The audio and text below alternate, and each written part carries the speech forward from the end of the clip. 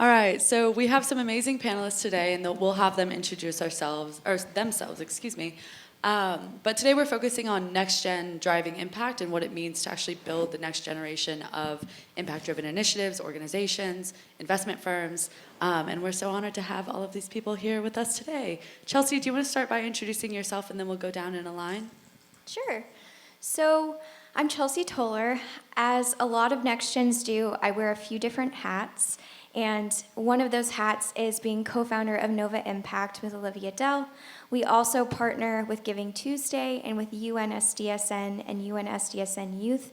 In this work, we really figure out how to give NextGen the support that they need in the world, what we can do to leverage our resources, capital, mentors, social capital, to make sure that they're being able to live their purpose. And we're so thrilled for the amazing NextGens and NextGen supporters that are here today. So, Max, do you want to introduce yourself? Sure. Hey guys, my name is Max. I'm the founder of Gaia House. We're the world's first social media content house that travels the world for social impact. So, the future of our world is very much kind of influenced, the decisions they make, what they wear, how they think is very much influenced by social media.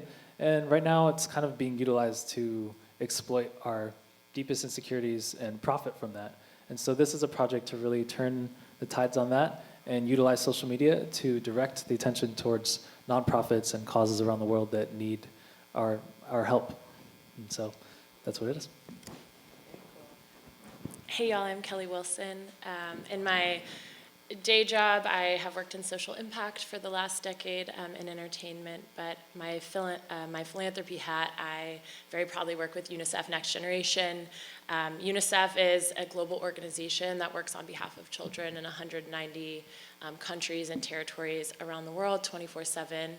And UNICEF Next Gen is this very cool initiative within UNICEF USA that is a group of young leaders sort of committed to dedicating themselves, their resources, their ideas, and their time to helping support the work of UNICEF globally. What that really looks like is a network of boards around the world in major cities, but then also a network of pledge members as well who are members of the community, who bring their unique talents to trying to solve some of the world's problems. So I'm chair of NextGen Los Angeles, and what that really means is it's my job to try to bring together a group of leaders who are all totally badass and unique and coming from really different parts of the world and really different backgrounds, but all on behalf of UNICEF, and creating an environment where leaders can really thrive and come up with their own ideas. We really believe, as part of UNICEF Next Gen, that giving is very personal, and that may sound really obvious, but I think what that looks like is that giving doesn't have to look the same for every person. It doesn't necessarily mean just writing a check. It doesn't necessarily mean attending an event or going on a mission trip. If you are a marketer, it could mean bringing that skill to a nonprofit organization. If you have an incredible social media presence, it could be amplifying the voice of the organization through your channels. If you are a doer and you want to, get down and do events and logistics, you can help the organization lead those fundraising events. So we try to curate an environment where people really get to be themselves in giving. They're not making a choice between doing the thing they want to do and giving. It's really the thing they want to do is give, because it aligns so much with their personal interests and who they are. So thanks for having me here today. Thanks, Kelly. Hey guys, my name is Brianna Kilcullen. I'm the founder of Enact. Enact is short for an act of kindness, an act of goodwill, the simple act of creating impact. Our act was to create a sustainable towel made out of hemp. We sell online, wholesale, and we do all of our work is aligned with the UN SDGs. And the reason why I love the SDGs and I'm super excited to be here is because I created this sustainability position and program at Under Armour back in, 2012. And when I was working and living in Baltimore, I would get asked questions all the time about what sustainability was. So people would say, recycling, that's sustainable. Creating a human rights program, that's sustainable. And I realized everyone had a different definition. And so when I discovered the SDGs, I felt like this aha moment where everyone could be included in their different definitions of what a sustainable world will look like without leaving anyone out. And so then I just made that really my North Star and my work. And then anywhere I've worked in the textile industry, always trying to have that kind of create and decipher what we're doing and what impact we're truly having. And I love the quantitative component of it as well. And so, yeah, that's what we do at Enact, and excited to be here. Cool, thanks. I'm Bill Lyons. I'm a part of Truist Wealth, and I work with families in what we call our Center for Family Legacy. So working with kind of multi-generational families around their wealth, and particularly the kind of work I do is around kind of being clear about their values and facilitating kind of intergenerational communications with families. Oftentimes that means thinking about the kind of impact that families can have on the world. So I agree with what you just said about the Sustainable Development Goals. It's a great tool for us educating our clients to think about the ways in which they can have impact and the choices and the way they can kind of communicate across differences within families around how they might want to have shared impact within their families. I came to this work because of my own experience with my family.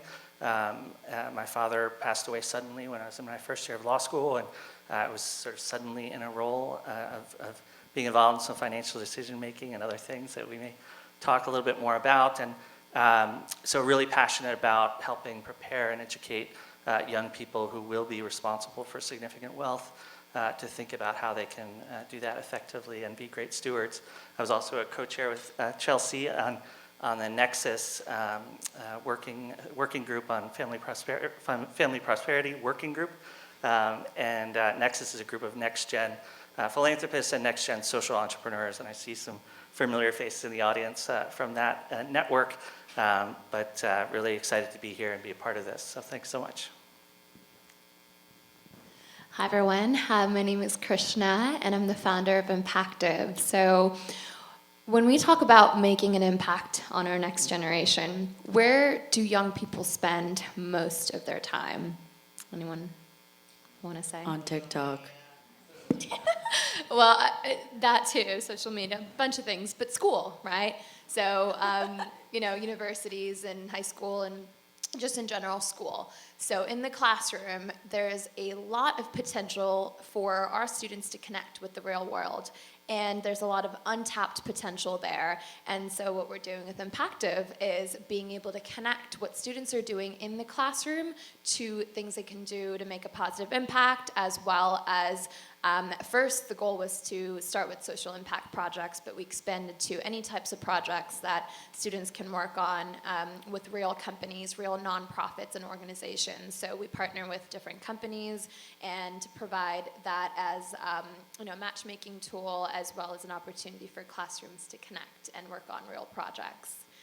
So yeah, I mean, that's it's something that started out of my own struggles with school and what I wanted to do, and I felt like what I was doing in the classroom was not enabling me to make a real world impact, and so that's what we're out to change. Well, first of all, I want to just say thank you to Chelsea, Livia, and everyone who had a hand in today. I know a lot of work has gone into it, so starting with that. But for me, Next Gen has been a term that I've kind of grown up with. I'm a third generation out of now a fourth generation family business. So the idea of next gen development, education, growth has been kind of ingrained in my life, and most recently in my professional world, and in that kind of learning that I've done as a kid through intergenerational communication, a lot of reunions that turn into business meetings, and just having to learn what it means to be a steward of the future. And now I'm also a partner and co-founder in something called House of Ventures. Through my own experience, we were always told venture is risky, and there is some truth to that. But we were kind of told don't do it. And after trying to start a strategy within my family's office, we ultimately landed on that if we did this with the community and we created a curriculum around that community, we can ultimately find credibility that the older generations can really get behind. So that's really what House of Ventures is focusing on venture and learning with like-minded folks how to be a good value-add investor. So that's me. Awesome. Thank you guys so much. As you know, I'm Olivia Dell. I'm a co-founder of Nova Impact with Chelsea Toller, and I'm a partner at Regeneration VC, investing in consumer climate tech, and an advisor to House of, which I'm very excited about. What we really focus on is figuring out how to take the experiences like every single one of you have had, where you realize that you have these values, you want to work on building a better world or creating impact, and there's this massive challenge of figuring out how to align what you're coming to the table with your values, right? And so it sounds like each and every single one of you has been able to kind of align your experience, align your positioning with driving impact, whether it's from a financial capital perspective, a social capital perspective, whether it means showing up and volunteering or organizing and plugging into existing infrastructure in schools, or, you know, managing private wealth and pushing it towards impactful things. And so I think we're so excited to have each and every single one of you here today to talk about kind of like what that realization of applying impact values to the work that you do, not just, you know, working in one area, stopping, turning around, doing philanthropy, but recognizing that you can align all of your work and make it profitable with impact. And so I guess we'll start with Kelly. Do you mind telling us a little bit about what your journey of realizing that there are careers in impact, that there are ways to kind of align various forms of capital with the work that you're doing? Yeah, absolutely. I think impact has sort of found its way into every aspect of my life, which somehow feels like very cliche for my generation, but also I think just the way the world a little bit works now. Everything's so interconnected. You don't really have these buckets of life anymore. Like I said, I've spent the last 10 years working in social impact for a for-profit company, and I think how I came to it, I was a little bit more maybe clinical about it, but the way I figured out how to direct myself professionally was understanding what drew me most to social impact work within a company. And so some people are there because they're so passionate about a particular cause that they want to do that and apply themselves towards that professionally every day.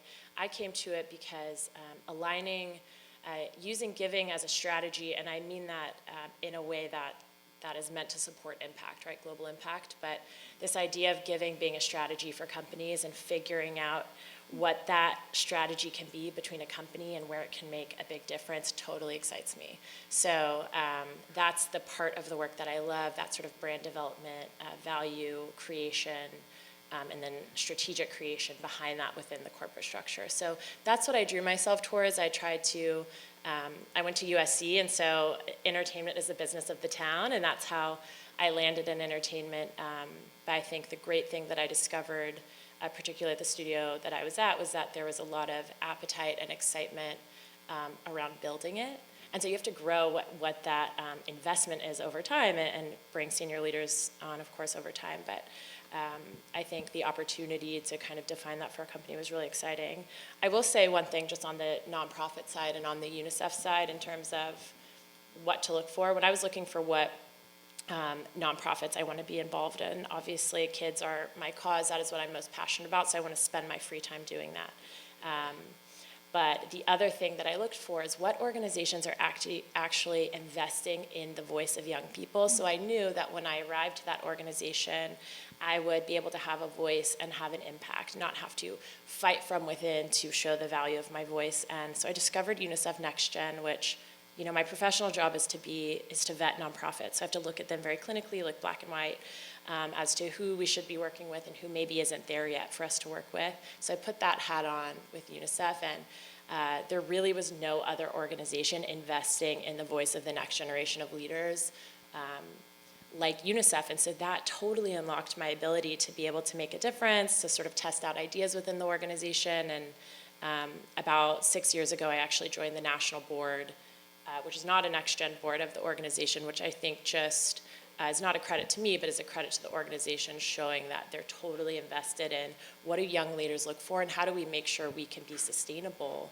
in reaching audiences of donors and youth that we want to positively impact by bringing young people along, not just after they've reached success, but before, during, and after, so that they'll continue to be part of the organization. I think one of the things that Kelly and I chatted about actually when she got in from Dallas, Houston, can't remember, somewhere in Texas, last night, that I think is really important, and maybe I'll defer to a few of you how you feel about this, but her point that UNICEF appointed her to the national board. It was not a junior board. It was not a intern position, right? these moments that Kelly shared that I think really matter are that next gen voices being at the table are not lesser. We need to work together intergenerationally. And so as we come into agency in various forms, whether that's TikTok, whether that's moving into running your own company, whether that's working with universities all over to make sure students have experiences, whether that's deciding that venture is the right thing even if it's risky, whether that's philanthropy, whether that's the 18 million things that Olivia does on a daily basis that I can't keep track of while she's also probably fixing our Instagram. So I think, making sure that we treat next gens, that we give them the stages when we have the opportunity at the table is really important. Would anybody maybe want to talk about either an experience that you've had where someone has let you lead and or where that has been a challenge or a hurdle? Yeah.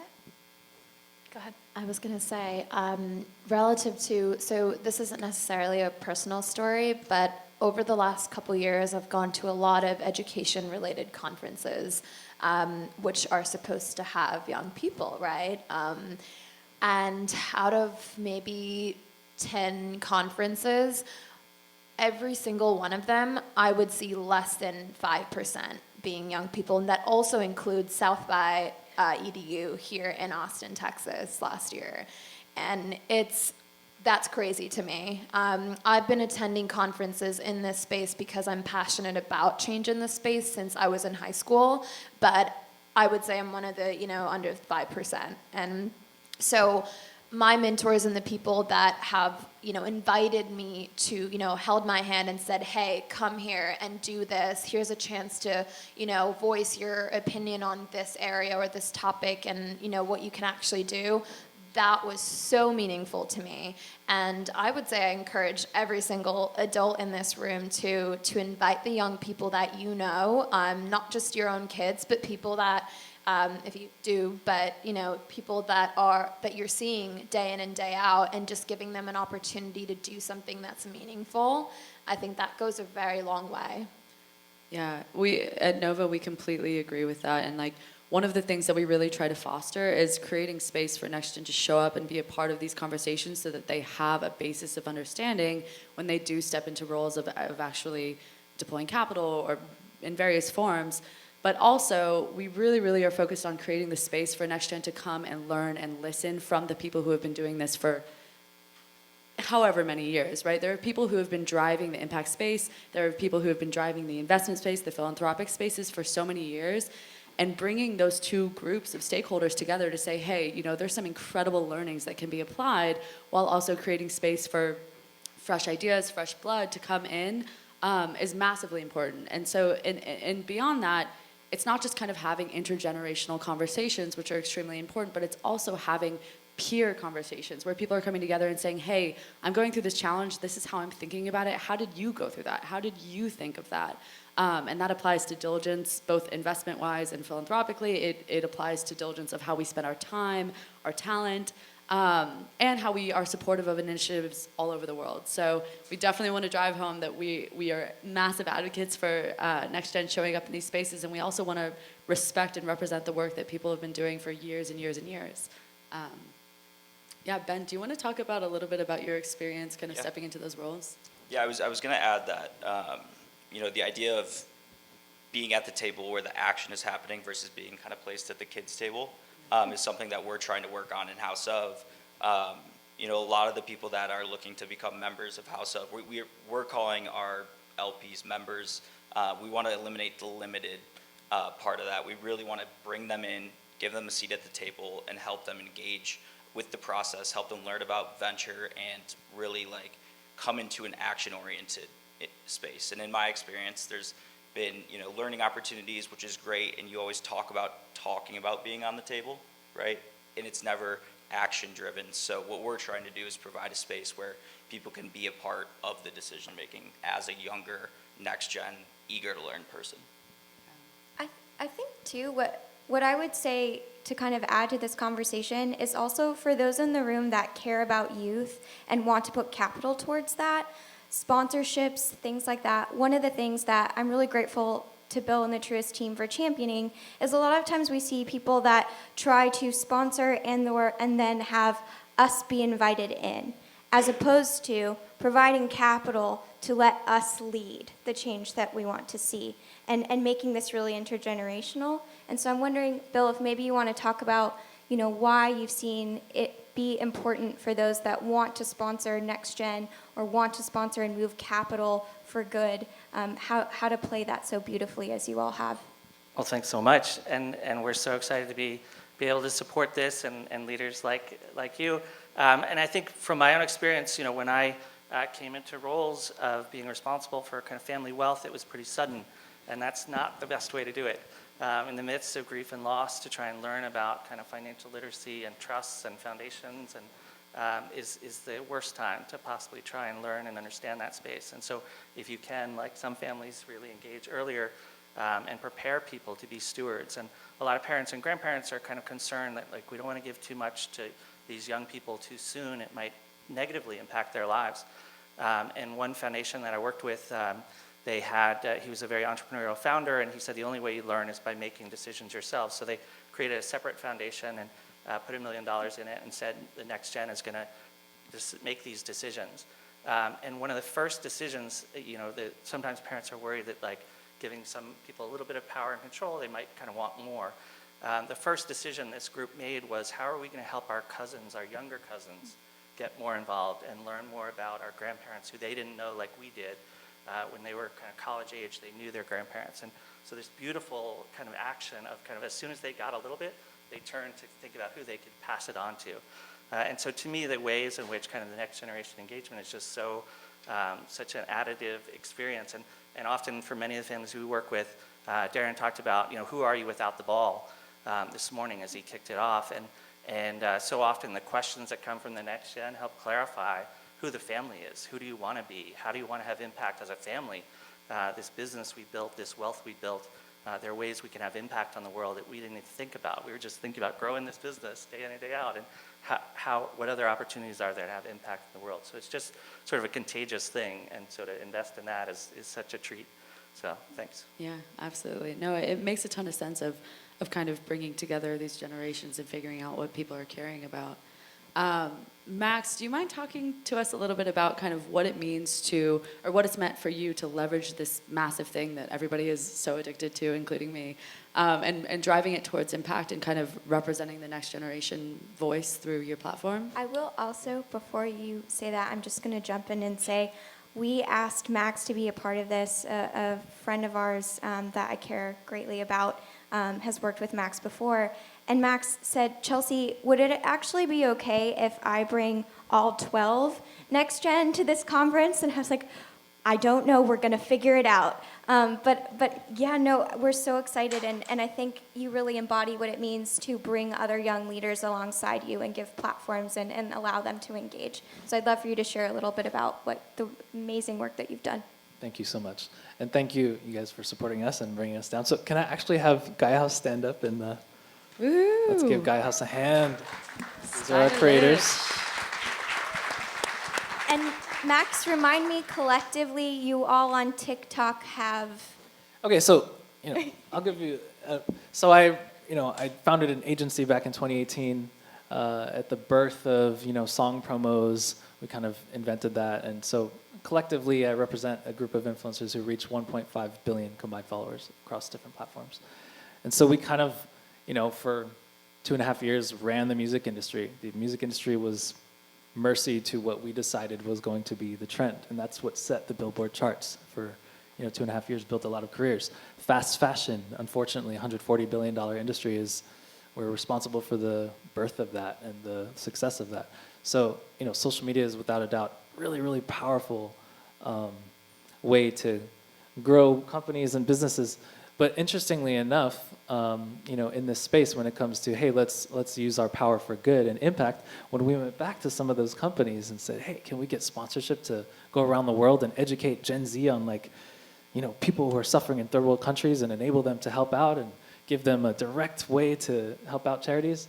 They were like, oh, what's the ROI on that?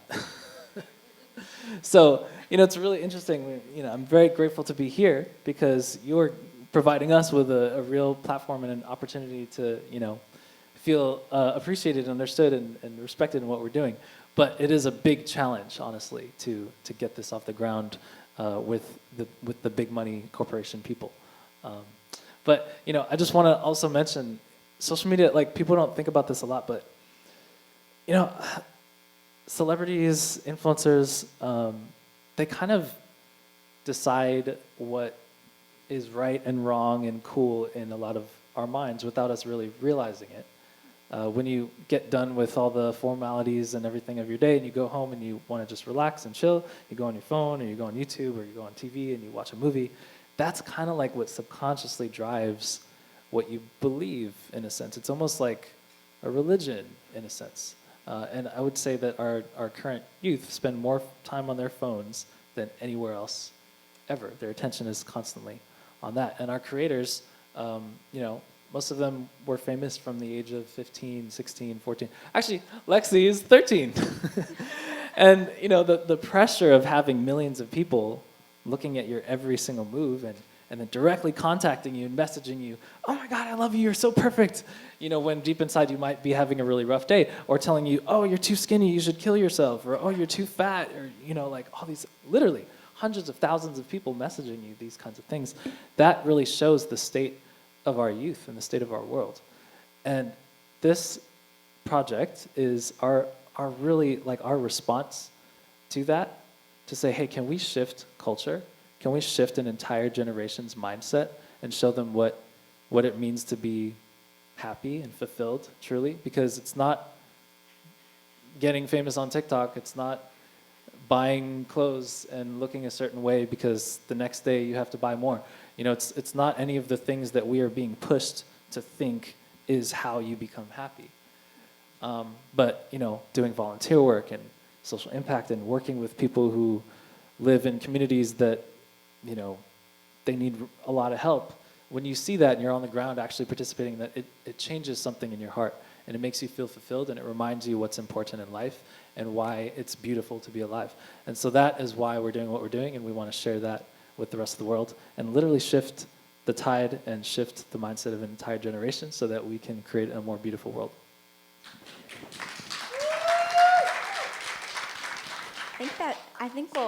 I think we'll end there. I was just going to say, I think it's clear that each and every single person on this panel is an active representation of that mission. And it's great to see how you're all kind of driving capital in different ways and showing up to build impact in the world. So thank you so much for speaking with us today.